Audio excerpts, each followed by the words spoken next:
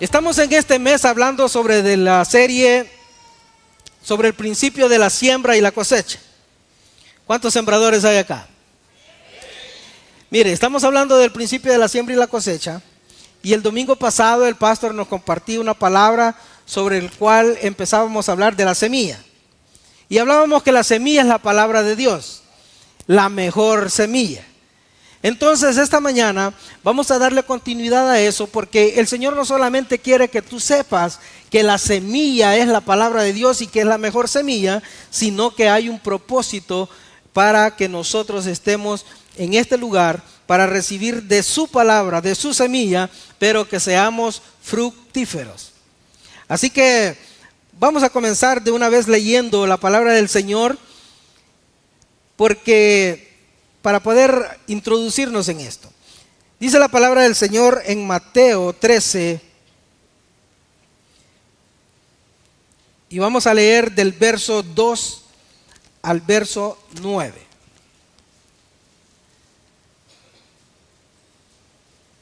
Dice la palabra del Señor de la siguiente manera: y se le juntó mucha gente, y entrando él en la barca se sentó, y toda la gente estaba en la playa.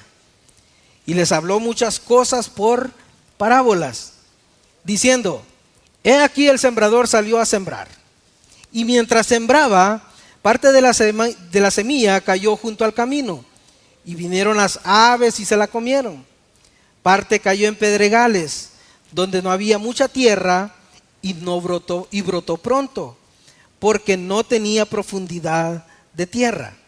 Pero salió el sol, se quemó, y porque no tenía raíz, se secó. Y parte cayó entre espinos, y los espinos crecieron y la ahogaron.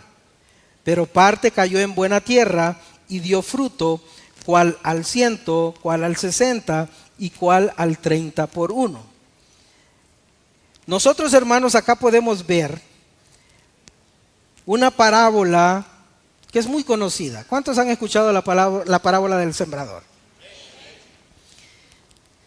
Pero la importancia de esta parábola es tanta, 3 de los evangelios la relatan, y el mismo Jesús se encarga de decirle a sus discípulos que es necesario que nosotros podamos entender esta parábola en específico para que nosotros podamos entender el resto de las parábolas.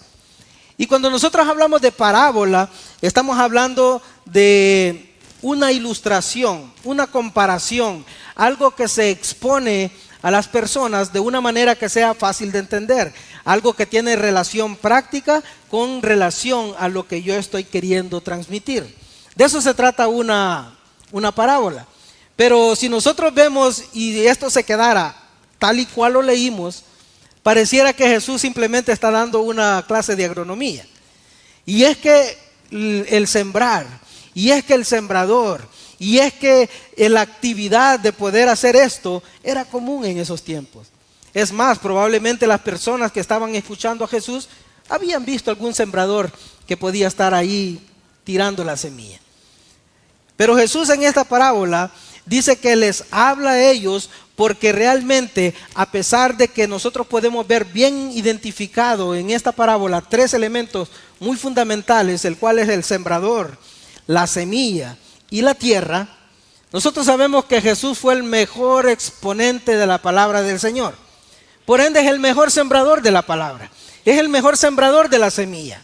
Y el domingo pasado, como les decía, el pastor nos compartía y decía: la palabra de Dios es la semilla. Por ende no hablamos de cualquier semilla, hablamos de la mejor semilla. Pero Jesús, mire, ¿por qué hace énfasis o por qué tiene necesidad de poder expresar esto? Usted sabe que a Jesús lo seguían muchas personas. Multitudes, dice la palabra, que seguían a Jesús. Pero la situación es que a pesar de que eran multitudes las que seguían a Cristo, no todos lo seguían por el motivo correcto. Muchos buscaban al Señor porque en Él había la solución a una necesidad de sus vidas. Muchos estaban enfermos y habían escuchado de que aquel hombre sanaba. Entonces lo buscaban y lo seguían para poder obtener un milagro. Habían personas que estaban oprimidas por el enemigo y que Satanás estaba poseída en ellos, y entonces en él podían encontrar una liberación. Entonces estas personas seguían a Jesús por un bienestar personal, mas sin embargo no lo hacían por revelación de quién era Jesús. Entonces, cualquier parecido es pura coincidencia, dice un dicho. Lo mismo sucede en este tiempo. Hay muchas personas viniendo a la casa del Señor, hay muchas personas buscando a Jesús solamente por un milagro, solamente por una respuesta. Cuando las cosas están bien, yo entonces estoy disfrutando afuera. Pero cuando las cosas se ponen difíciles, entonces yo he escuchado de un Jesús que puede darme la respuesta. Y entonces se vienen y se convierten en seguidores de Jesús a medio tiempo. ¿Conoce alguno? Cuando nosotros hacemos eso, cuando venimos a la casa del Señor y el Señor hace una obra en nuestras vidas, el problema que se daba tanto en aquel tiempo como en el tiempo de hoy es que venimos y buscamos al Señor por un bienestar personal, y cuando el Señor responde un milagro en nuestras vidas, entonces nos alejamos y nos olvidamos del Dios del milagro. Entonces estamos buscando a Jesús de diferente manera, pero también, así como tal y cual la parábola lo relata, porque Jesús pues hace énfasis en que dice que hay 4 tipos de tierras. Y lo había en aquel tiempo y lo hay también en el día de hoy. Aquí entre nosotros hay esas 4 tipos de tierras. Entonces lo que tenemos que hacer es, a través de la palabra del Señor, venir y entender qué tipo de tierra es mi corazón. Porque el corazón representa la tierra. Mire, no se trata para que la palabra o para que la semilla produzca fruto, no se trata del mejor sembrador, no se trata de la mejor semilla. Se trata de la tierra en el cual la palabra o la semilla es sembrada.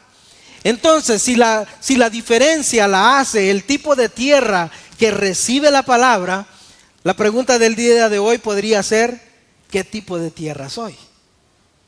Y eso es lo que el Señor nos quiere enseñar y nos quiere decir, porque realmente cuando nosotros tenemos nuestros oídos cerrados o cuando nuestros oídos están bloqueados, nosotros venimos a la casa y venimos a ver quién vino y quién no vino.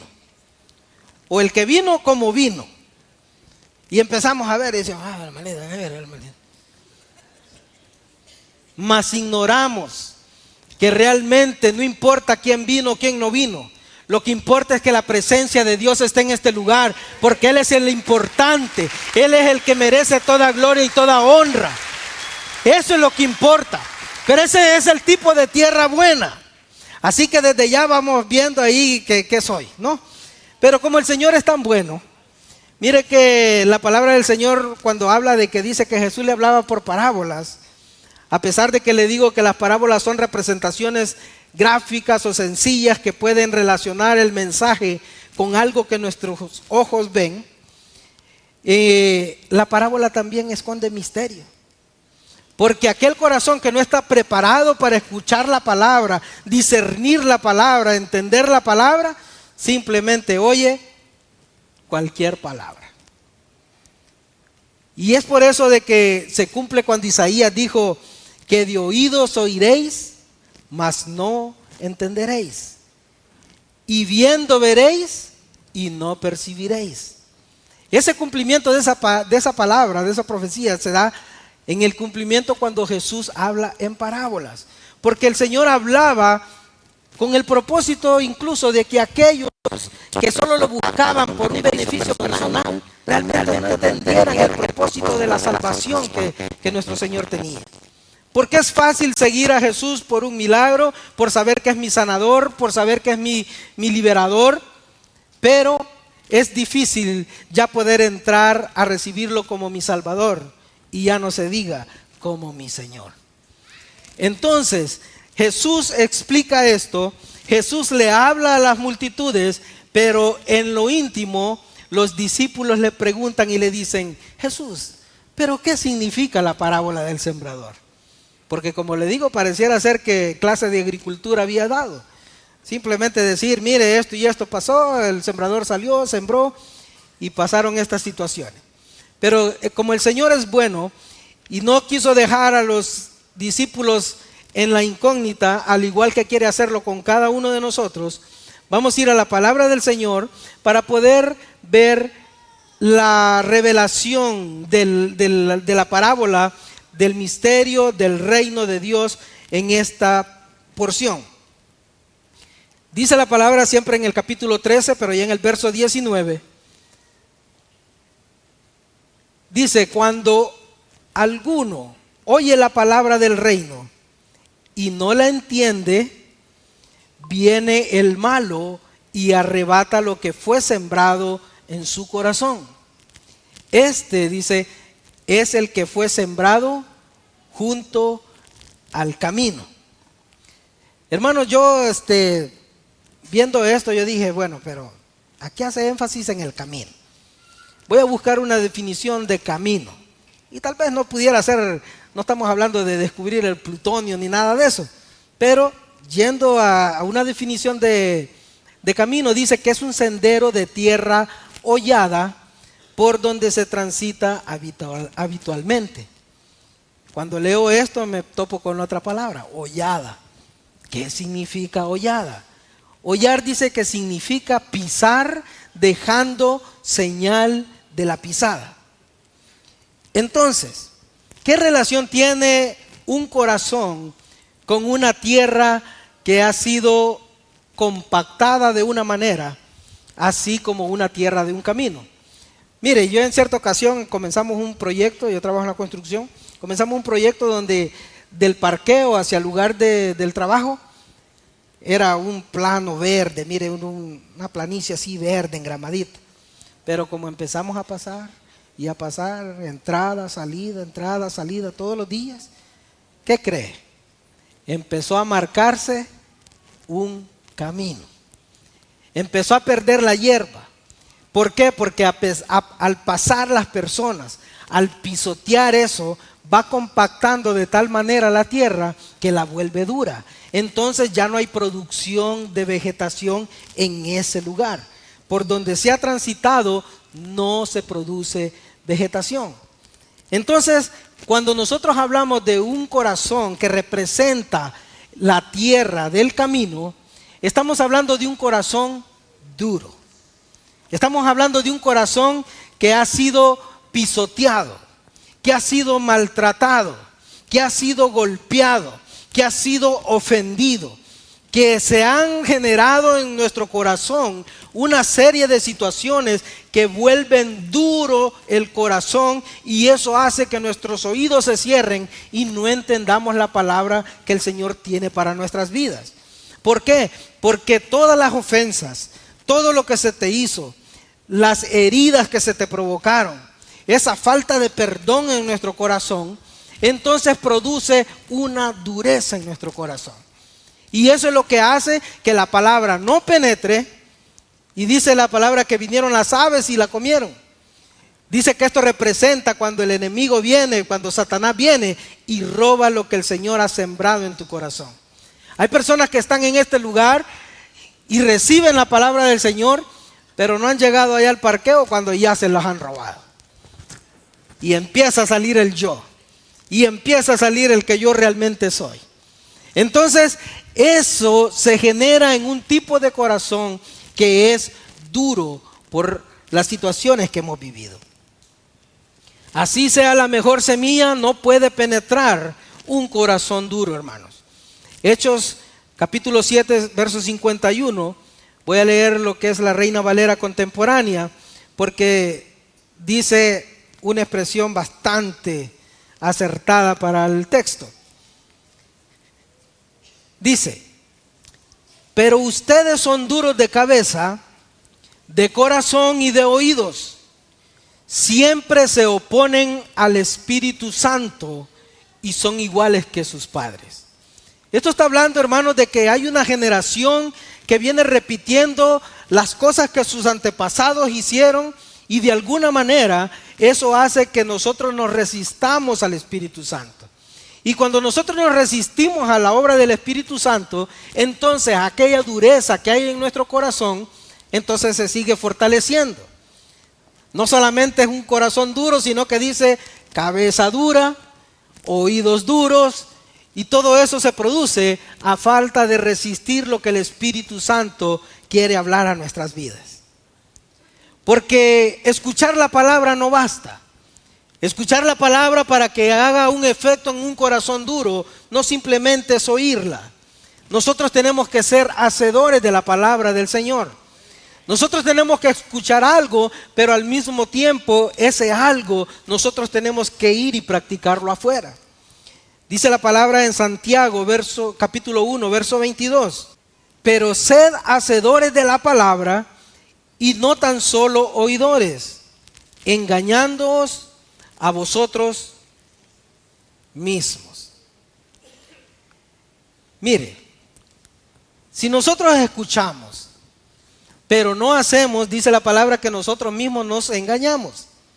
Porque realmente si nosotros no actuamos, eso fue como decía el personaje salvadoreño que le entró por acá y le salió por el otro.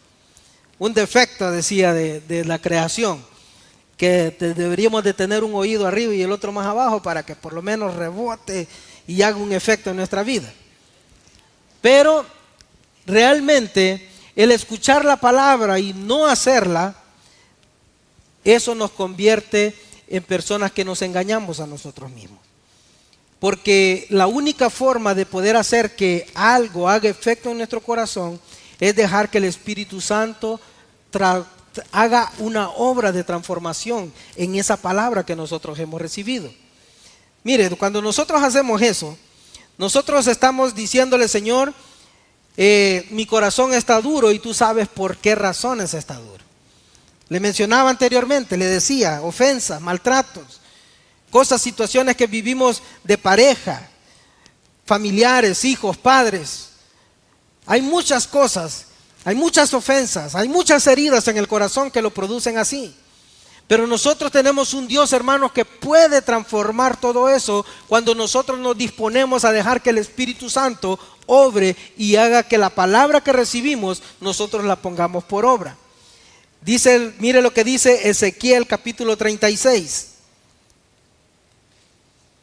Capítulo 36, versos 26 y 27. Dice el Señor: os daré corazón nuevo y pondré espíritu nuevo dentro de vosotros, y quitaré de vuestra carne el corazón de piedra y os daré un corazón de carne, y pondré dentro de vosotros mi espíritu, y haré que andéis en mis estatutos y guardéis mis preceptos y los pongáis por obra. Aquí nosotros estamos viendo, hermanos, de que nosotros por nuestra propia cuenta no vamos a poder. Tenemos que dejar que el Espíritu Santo sea el que transforma. Tenemos que dejar que el Espíritu Santo sea ese abono que llega a esa tierra y que produce que esa tierra pase de ser un corazón duro a un corazón fértil. Yo no sé, pero la palabra del Señor me enseña y dice que Él es el único capaz de poder quitar de nuestras vidas ese corazón de piedra y darnos un corazón sensible. Hermanos, estamos en un lugar que podríamos llamar el quirófano del cielo, en el cual el mejor cardiólogo, aquel que está dispuesto a poder transformar, a quitarte ese corazón de piedra, ese corazón duro, ese corazón maltratado, para poderte dar un corazón sensible a su palabra. Pero tenemos que tener la disposición de hacerlo. Tenemos que dejarlo y decirle: Señor, aquí está mi corazón para que tú hagas la obra por la cual tu palabra es enviada a mi vida. Eso es lo que representa una tierra dura con un corazón duro. Pero luego en el verso 20 y 21 habla del siguiente tipo de tierra. Dice: el que fue sembrado en pedregales, les dice, este es el que oye la palabra y al momento la recibe con gozo, pero no tiene raíz en sí, sino que es de corta duración. Pues al venir la aflicción o la persecución por causa de la palabra, luego tropieza. Entonces, cuando hablamos de un terreno pedregoso, mire, en esta porción el Señor no está hablando de un terreno que tiene piedras encima. Está hablando de un terreno de piedra que tiene una pequeña capa de tierra por encima, por el cual dice que la palabra, la semilla cae en ese lugar y empieza, dice, y brota algo. Pero viene, dice, el sol y la quema. Cuando hablamos de este terreno, estamos hablando de personas llenas de problemas. ¿Cuántos de esos sabemos acá? Gloria a Dios por los que no levantan la mano, porque quizás es que tienen el problema de levantarla también. Porque todos tenemos problemas, hermano. Mire, si usted ve una cara alegre, realmente no es porque no tiene problemas. Es porque dice la palabra que un corazón alegre hermosea el rostro. Así que si usted ve ese rostro en su hermano, no se trata que no está pasando dificultades. Se trata de que tiene un corazón agradecido para el Señor. Entonces, cuando hablamos de este tipo de terreno, nosotros hablamos de personas que tienen problemas, que tienen situaciones. Hay problemas en la familia, en el trabajo, en la economía, en el hogar, en la familia. En todas esas áreas, hermanos, todos enfrentamos dificultades. Pero dice la palabra de que son personas que oyen la palabra, dice, y la reciben con gozo. Ya te vi, dígale al hermano. Mire, cuando nosotros venimos en esa condición, nosotros venimos angustiados, traemos una carga, tenemos una situación en nuestra mente, y de repente del púlpito baja una palabra, baja una promesa que responde a esa necesidad, que te dice Dios está en control y va a tener cuidado de ti, que te dice no importa dónde tú estás estancado, de ahí el Señor te va a levantar. Y entonces decimos amén, decimos aleluya, aplaudimos, nos levantamos, brincamos, recibimos la palabra con gozo. Pero no se trata de lo que yo hago acá, se trata de lo que yo hago cuando yo me voy. Porque la palabra dice que sí, produjo algo y empezó a echar algo. Pero viene el lunes, viene el martes, miércoles y las situaciones están ahí, siguen ahí, se van empeorando y entonces tal como el sol sale con aquella fuerza, con aquel ardor, vienen esos problemas y ahogan y matan y secan la palabra que fue sembrada en nuestro corazón. Hermanos, nosotros tenemos que saber que el problema no es de la palabra, el problema es del corazón. El problema es de cómo yo hago que esa palabra, que esa semilla desarrolle realmente raíces fuertes en mi corazón. Porque nunca dudemos de la palabra del Señor. La palabra del Señor es la mejor semilla. La palabra del Señor es aquella que dice que es como espada de dos filos. Hermano, cuando vamos y enfrentamos los problemas afuera, no dudemos del poder. La palabra dice, la palabra de Dios, el evangelio de Dios es poder de Dios en nuestras vidas. Entonces tiene el poder de romper, tiene el poder de restaurar, tiene el poder de sanar, tiene el poder de restituir nuevamente, pero está en que no dudemos sobre la palabra. Porque la palabra de Dios, hermano, es lo que nos fortalece. La palabra de Dios es el que viene y nos da las fuerzas. Es aquel que nos hace cantar. Ahora, por ejemplo, cantábamos Fiesta en el Desierto. Y mire, muchos la cantamos porque es una letra, pero muchos porque sabemos reconocer que no importa la etapa en que esté en mi vida, yo voy a seguirle dando gloria y honra al Señor. Dice, aunque venga enfermedad, yo te alabaré. Aunque vengan situaciones, yo te alabaré. Aunque la higuera no produzca, yo te alabaré. Pero esa es una actitud del corazón. Muchas veces venimos y cantamos la alabanza Waymaker.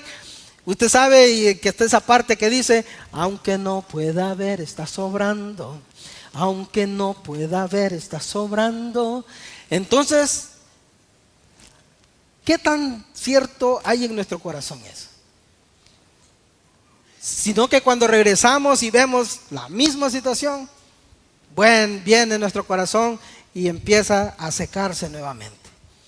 Pero yo hablaba y decía, no sé cuántos han tenido la oportunidad de poder estar en una obra de teatro. No en un cine, porque un cine es una pantalla como esta, pero una obra de teatro. Los cultos y ya han estado ahí. Yo solamente lo he visto. pero el verlo, sé lo que ahí sucede. Mire, comienza el primer acto. Y salen los actores y hacen la función y hacen el drama y representan lo que ahí se va a dar. Pero de repente las cortinas se cierran. ¿Y qué pasa con el público? Empiezan a decir, bueno, ¿a qué hora pues? Y empiezan ahí a hablar uno con otro. Pero hermanos, que el telón esté en ese lugar no significa que atrás de él no están sucediendo cosas.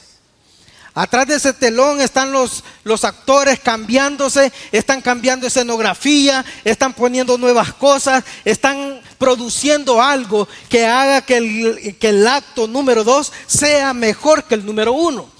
Entonces Dios obra de la misma manera. Cuando nosotros cantamos y decimos, aunque no pueda ver, yo sé que estás obrando, es que nuestro corazón está con la fe que diga, Señor, yo sé que algo mejor tú tienes preparado para mi vida. No es este momento en el que estoy, no es donde el lugar que me encuentro, algo mejor viene para nuestra vida. Eso es lo que sucede cuando nosotros tenemos la convicción de esto. Porque el problema, hermanos, de este tipo de corazón no es que no conozcan la palabra. Ellos la escuchan, la reciben, dicen amén, dicen gloria a Dios cuando la palabra es dada. Pero conocen la palabra, pero no conocen al Dios de la palabra. Y eso es algo que nosotros tenemos que meditar, porque algo que yo he entendido es que aunque vengan los problemas y las dificultades, mi corazón seguirá confiado en aquel que dice que Él va a estar con cada uno de nosotros. Es el que cuando el mundo dice no se puede, mi Dios dice, para el que cree todo le es posible. Entonces, la actitud del corazón es lo que va a dar el resultado en nuestras vidas. Pero seguimos con el otro tipo de terreno. Y lo encontramos en el verso 22 del mismo capítulo 13 en Mateo, donde dice de la siguiente manera: y el que fue sembrado entre espinos, este es aquel que oye la palabra, pero el afán de este siglo y el engaño de las riquezas ahogan la palabra y se hace infructuosa. Lo busqué en la Reina Valera contemporánea para encontrar la mejor similitud de palabras y dice de la siguiente manera: es el que oye la palabra, pero las preocupaciones de este mundo y el engaño de las riquezas ahogan la palabra, por lo que ésta no llega a dar fruto. Miren, en este caso, hermanos, habla de espinos. Y dice que los espinos son los que ahogan la palabra. Son los que ahogan la semilla y esta no puede producir fruto. Entonces, acá en esta porción, por lo menos podemos detectar dos espinas. Una dice que es las preocupaciones de este mundo. ¿Cuántos están preocupados? Eso, vamos creciendo, hermanos. Y es que es normal. Dejaría de ser humano usted si no se preocupa. Pero no tenemos que dejar que las preocupaciones ahoguen lo que la palabra de Dios nos dice. Entonces, la primera espina son las preocupaciones. Tenemos que aprender a sacar la espina de la preocupación de nuestra vida. ¿Cómo nosotros podemos hacer esto? ¿Sabe que cuando nosotros nos preocupamos, nosotros estamos ahogando la semilla? En 1 de Pedro 5:7, en la Nueva Biblia Viva, mire, si tuve tiempo ahí para estar buscando versiones para poder explicar la parábola y que no quedáramos como aquellos que quedaron pensando una clase de agricultura, ¿verdad? Dice 1 de Pedro 5:7, dejen en las manos de Dios todas sus preocupaciones, porque Él cuida de ustedes. Mire, hermano, hablamos de que la preocupación, la espina de la preocupación, es algo que nosotros mismos la ponemos. Es algo que nosotros la sembramos en nuestro corazón. Pero Primera de Pedro nos enseña y dice que nosotros tenemos que poner en las manos de Dios nuestras preocupaciones, porque Él es el que cuida de nosotros. Entonces, esta espina de la preocupación no tiene que estar en mi corazón, pero sí tiene que estar en las manos de Dios. Nosotros tenemos que aprender cómo producir una buena tierra, haciendo que esa espina de mi corazón, entonces yo la ponga en las manos del Señor. Y para eso vamos también a la palabra, porque es la que nos instruye y nos guía, hermanos, y nos enseña cómo nosotros podemos hacer esto. Dice Filipenses 4:6 en la Nueva Traducción Viviente: no se preocupen por nada, en cambio, oren por todo. Díganle a Dios lo que necesitan y denle gracias por todo lo que Él ha hecho. No se preocupen por, y oremos por. Entonces, hermano, para quitar la espina de la preocupación de nuestro corazón, nosotros tenemos que orar. Debemos preocuparnos, hermanos, por la salud. Debemos preocuparnos por el trabajo. Debemos preocuparnos por la economía. Mira, hay gente que le gusta vivir preocupada. Oyen cuando el Bitcoin ha caído y empiezan, ¡ay! Y ni Pepe Coin tienen. O sea, viven queriendo estar en esa situación. Pero la palabra del Señor nos enseña y dice de que nosotros tenemos que traer nuestras preocupaciones al Señor por medio de la oración. En cierta ocasión Jesús también dijo: me es necesario enseñarles una parábola sobre la necesidad de orar. Hermanos, orar es una necesidad en nuestras vidas. Yo no entiendo, y lo compartía hace un tiempo, donde decía: si la palabra del Señor me dice buscad y hallaréis, tocad y se os abrirá, entonces ¿por qué nosotros no estamos orando? ¿Sabe que muchas veces lo que decimos es de que no tenemos tiempo? Pero yo creo que si tenemos tiempo de preocuparnos, tenemos tiempo de orar. Porque cuando nosotros oramos, hermanos, sucede algo en lo espiritual. Hay una transferencia de mi preocupación para recibir la paz que viene de parte de Dios para mi vida. Cuando nosotros hacemos eso, dice la palabra que la paz de Dios sobrepasa todo entendimiento. Esa es la paz que nos hace danzar en cada temporada de nuestra vida. El que sabe de que aunque haya enfermedad, yo seguiré confiado en la palabra, en la promesa del Señor, que dice que por sus llagas yo he sido sano. Entonces me mantendré firme, porque la paz del Señor no me hace poner los ojos en el problema, sino que los hace que los levante a donde está Él. Debemos de cuidarnos, hermanos, de eso. La palabra nos dice que cuando nosotros oramos, le entregamos nuestras preocupaciones a Él y Él pone de su paz en nuestro corazón. ¿Cuántos necesitamos de la paz del Señor? Hermanos, vivimos tiempos tan difíciles, vivimos tiempos en los cuales las noticias nos ponen, pero aquellos niveles así, los warning, andamos, pero no sé, antes en El Salvador se andaba así, solo viendo quién es el que estaba a la par suya. Yo no entiendo cómo es que un compañero de trabajo la otra vez me dice: no, hombre, la cosa está tremenda. La otra vez hasta del vendedor de hielo me le corrí. Y yo dije, me quedé yo perdido, ¿verdad? Así como muchos ahorita. Pero la paz del Señor es el que nos hace sentir seguros. Hermanos, nosotros tenemos que confiar de que si nosotros estamos en las manos de Dios, Él tendrá cuidado donde quiera que nosotros vayamos.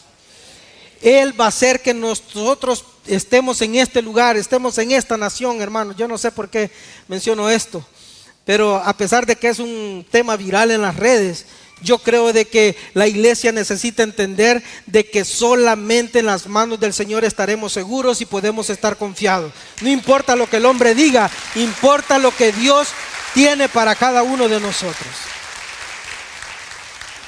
Pero luego también habla de otro engaño, otra espina, y es el engaño de las riquezas.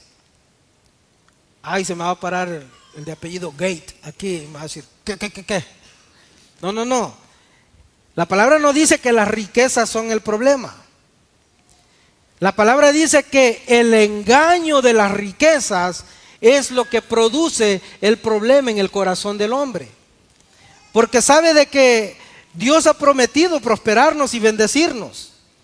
Entonces cuando la bendición, cuando la riqueza llega a nuestra vida, eso no es malo para el corazón del hombre.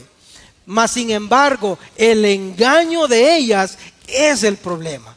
¿Y por qué las riquezas son engañosas? Las riquezas son engañosas, hermano, porque nos dan una falsa sensación de felicidad. Nos dan una falsa sensación de seguridad y de valor en nuestras vidas. Yo no sé, pero cuando la cuenta está llena, yo saco pecho o panza, cualquiera de las dos cosas. Pero cuando no hay, entonces está ahí la angustia. Entonces, el problema es de que la riqueza nos da una falsa seguridad, nos da una falsa sensación de valor, porque usted ha escuchado el dicho que dice, dime cuánto tienes y te diré cuánto vales. Pero entonces, cuando tenemos, nos hace pensar y nos hace decir, yo pertenezco a este círculo de la sociedad. Mas sin embargo, el problema va más allá de simplemente darnos esas sensaciones, sino que pueden llegar incluso a hacerte pensar que no necesitas a Dios.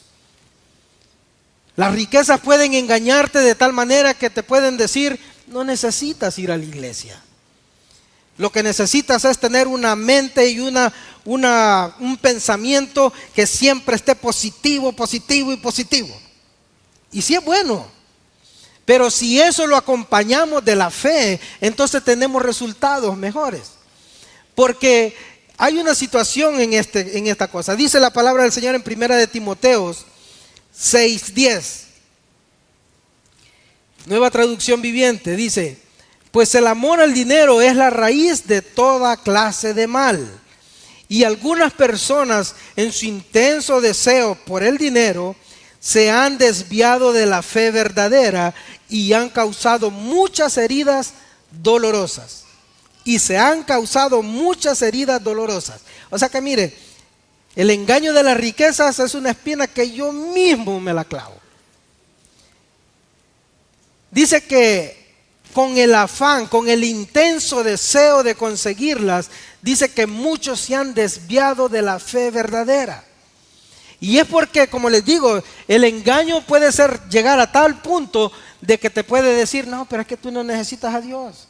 Mira, si por un domingo que faltes a la iglesia, no, es como un pelo más para el gato, no, ni te van a notar que no llegaste. Pero cuando nosotros en nuestro corazón es que disponemos y decimos, ay Señor, tú sabes las necesidades que yo tengo, y por eso hoy no voy a ir y voy a ir a hacer un overtime. Pareciera bueno, pero no lo es. Sabes que de una u otra manera lo que le estamos diciendo al Señor es decirle, Señor, no te necesito a ti, yo lo que necesito es el dinero, es la plata. Eso es lo que nosotros con nuestra acción estamos diciendo. Y no es que el Señor no vaya a estar aquí el siguiente domingo, pues tenga misericordia y no venga en el transcurso de la semana y te quedes con las riquezas. Pero el problema es de que con nuestras actitudes nosotros le estamos diciendo al Señor, no te necesito a ti, yo necesito esto. Cuando nosotros ignoramos de que todo proviene de Él, cuando nosotros somos capaces de poder sacrificar algo para poder venir a la presencia del Señor, el Señor viene y nos da a nosotros. Mira, yo en cierta ocasión hablé con alguien y le dije, me decía él, mire, estoy pasando una situación, no tengo contratos, él tenía una compañía, estoy con el proyecto de que quiero ir al encuentro, pero no sé, no tengo ni para pagarlo, no encuentro una salida. Le dije, hermano, dispón tu corazón. Y el Señor, lo que tal vez no has visto en 3 meses, el Señor te lo puede resolver en una semana. Hermano, para gloria y honra del Señor, ese hombre fue al encuentro, ese hombre se registró y me decía, hermano, ahora yo tengo asegurado un contrato que me asegura medio año de aquí para adelante.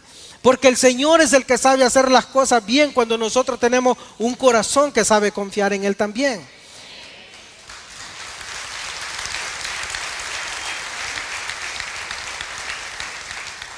Hebreos 13:5 dice, Nueva Traducción Viviente: no amen el dinero, estén contentos con lo que tienen, pues Dios ha dicho, nunca te fallaré, jamás te abandonaré. No amen el dinero.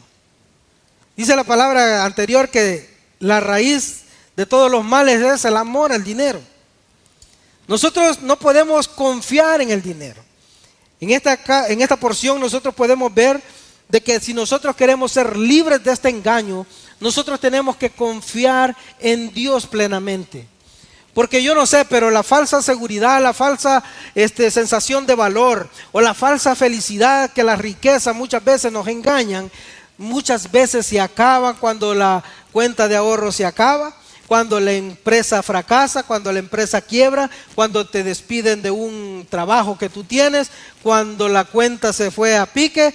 Entonces viene la situación en el corazón que está confiando en las riquezas y no en Dios, en que entonces vienen y empiezan a pensar solo cosas de suicidio o cosas que yo no sirvo o que se ven como un total fracaso en sus vidas.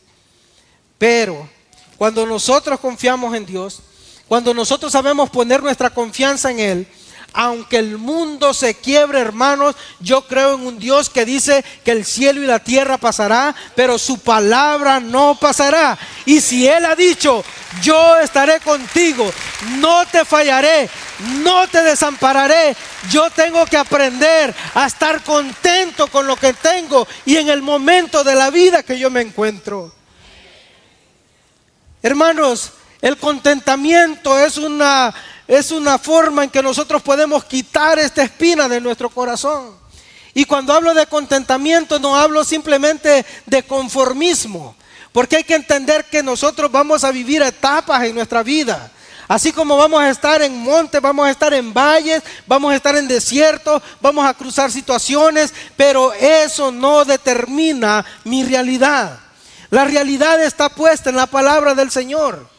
Nosotros tenemos que saber de que cada uno de nosotros, cuando confíe en el Señor, nosotros vamos a poder salir adelante.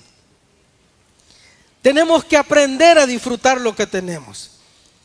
Hermanos, si tenemos poco, demos gracias a Dios por lo que tenemos. No nos lamentemos por lo que no tenemos. Seamos agradecidos. Una definición práctica de contentamiento es estar feliz por lo que tengo. Es estar agradecido por lo que tengo mientras espero por lo que yo quiero. Hermanos, son temporadas que vamos a tener en la vida. Pero nosotros tenemos que aprender a vivir alegres, contentos cada momento de nuestra vida. Mire, no importa si usted viene en esa gran trocota que yo he visto que unos hermanos, yo digo, yo necesitaría una escalera para subirme. Pero ahí vienen y todo, y no es que hable de ellos, ¿verdad? O porque lo haya visto, pero muchas veces venimos en los mejores carros y venimos angustiados, preocupados, afanados, ahí con un corazón así, lleno de espinos. Mas sin embargo conozco de personas, hermanos, de que incluso me han dicho, mire hermano, no pude estar en el primer servicio porque estuve esperando que alguien me llegara a traer y hasta el segundo me pudieron recoger. Pero son personas que en su corazón no dicen, ay no pasó ya, entonces me quito y me quedo a verlo por la televisión, ¿verdad? Así como le dijo aquella mamá al muchacho, ¿querés ver el servicio por televisión? Pues cuando te dé hambre también pones a Top Chef ahí y te llenas. Porque no es lo mismo. Aquellas personas que incluso, sé de una señora anciana, hermano, que vive quizás aquí como unos 5 minutos en carro. Pero me ha dicho, yo me he ido a pie, me dice, en los días que está bueno el clima, el verano. Porque tal vez no la pueden traer y ella se viene a pie, le toma 30 minutos venir a la casa del Señor. Pero eso es un corazón que sabe ser agradecido, que tal vez no tengo un medio de transporte, pero sí tengo 2 piernas buenas que me pueden hacer desplazarme. y que puedo estar en un lugar donde la palabra del Señor me enseña que puedo recibir palabra de vida en mi corazón. Entonces tenemos que aprender a ser agradecidos, hermanos, para poder quitar esa espina de nuestros corazones. Por último, el versículo 23 del mismo capítulo 13 habla de aquel que fue sembrado en buena tierra. Dice: mas el que fue sembrado en buena tierra, este es aquel que oye y entiende la palabra y da fruto, y produce a 100, a 60 y a 30 por uno. Hermanos, aquí estamos hablando ya de una tierra. Los agricultores podrían decir: ¿cuál es la mejor tierra para poder sembrar? Dicen la orgánica. Dicen. La orgánica está llena de tantos componentes que hacen que esa tierra pueda ser fructífera. De la misma forma, un corazón que es fructífero es aquel que se deja poner en su corazón todos los ingredientes necesarios para que la palabra, para que la semilla pueda dar fruto. Podemos nosotros dar un cambio en nuestra forma de vivir. Y esos ingredientes, hermanos, el Espíritu Santo de Dios. Ese ingrediente es la presencia de Dios en nuestra vida. Es el fuego de su Espíritu, que es el que permite la mejor temperatura para que la semilla pueda dar fruto. Pero nosotros, hermanos, cuando hablamos de esta buena tierra, ya no hay mucho que explicar, porque sabemos y hemos visto que a la raíz de la explicación de la tierra dura, de la tierra con piedras y la tierra con espinos, la palabra del Señor nos ha dado lo necesario para poderla transformar en una tierra buena, para poder cambiar la situación de esa tierra mala y poderla convertir en una tierra buena. Entonces, una tierra buena es aquella que no es dura, es aquella tierra que, a pesar de las heridas que hayan en nuestro corazón, de las marcas que las personas hayan provocado en nuestro corazón, nosotros somos capaces de, en el amor de Cristo, poder perdonar a aquellos que nos han ofendido, poder llevar, poder hablar, poder visitar y decirle a alguien: sabes, esta situación marcó mi vida, tal vez desde mi niñez, tal vez desde mi adolescencia, tal vez de hace semanas, días o horas atrás, pero yo estoy dispuesto a dejar que esta situación no endurezca mi corazón y que la palabra del Señor obre en mi vida y dé frutos de cambio en mi corazón. Entonces, una buena tierra es aquella que perdona, una tierra que sabe dejarse obrar por el mejor cardiólogo, que cambia aquel corazón de piedra en un corazón de carne. Es aquel que está dispuesto a poder abrir su pecho y decirle: Señor, ¿sabe qué? Yo no quiero seguir cargando con estas cosas que hay en mi vida, sino que quiero que tú pongas de tu Espíritu Santo en mi corazón, para no solamente ser un oidor de tu palabra, sino ser un hacedor de ella. Cuando hablamos de la tierra con piedras, también somos, hermanos, una buena tierra es aquella que sabe confiar plenamente en Dios. Es aquella que sabe reconocer que decir: si lo tengo a Él, lo tengo todo, es más que un dicho o es más que una expresión. Es un estilo de vida que me va a hacer vivir confiado de que cuando las situaciones vengan, yo estaré confiado delante de Él. Lo mismo las espinas. Toda preocupación para convertir en buena tierra, tenemos que traerla a los pies de Cristo. Una buena tierra, entonces, es aquella que cambia las preocupaciones por una relación, por una intimidad con el Señor, una búsqueda incesable, una persona que no tiene tiempo que perder preocupándose, mas invierte ese tiempo orando y yendo a la presencia del Señor, porque la palabra del Señor es clara y dice: aquel que me busque en lo secreto, entonces yo lo voy a recompensar en público. Hermanos, si queremos ver respuesta, tenemos que tener una vida de intimidad con el Señor, para que los ojos del mundo puedan ver que Dios no deja avergonzado a ninguno de sus hijos.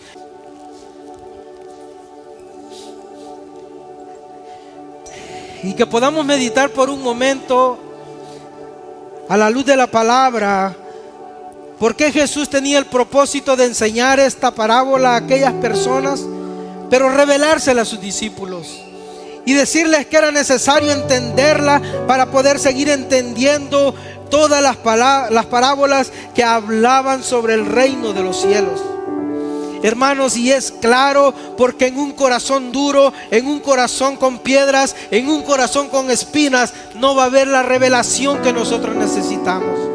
Y muchas veces hemos venido a este lugar cargado de situaciones, con un corazón duro, lleno de piedras y espinos.